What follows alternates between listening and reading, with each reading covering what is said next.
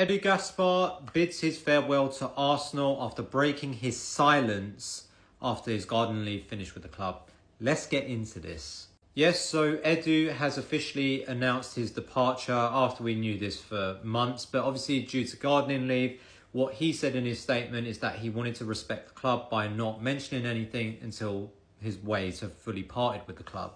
Now, in terms of looking back at his stewardship or his directorship at the club, look, he became football director or technical director in about 2019. And that was a pretty turbulent time for the club because we are just in the transition of Emery into Arteta. So it was a very, very unstable time at the football club. But when you consider that versus where we're at now, you can say he's done a fairly good job because he's leaving the football club in a better position than when he was first appointed the football director. I mean, you look at some of the players in this picture, right? Some of them have flourished. Some of them have been brought in under Edu's stewardship. Declan Rice, Timber, Havertz, Gabriel, even Miles Lewis-Skelly, you know, coming to the forefront is partly to do with Edu's time at the club.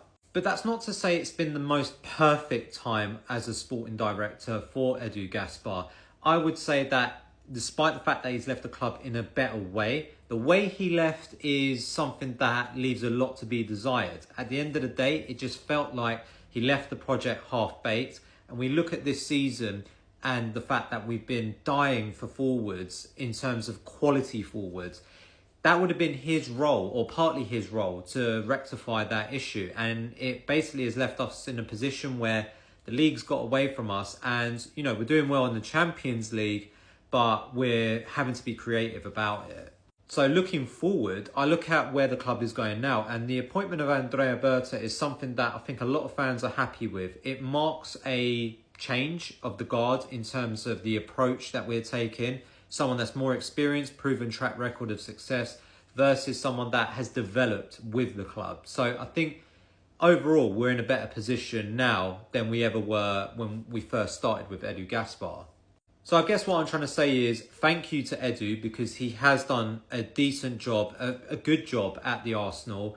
And I think now we're in a position where it is probably in an indirect way the right time to make this change in terms of our direction.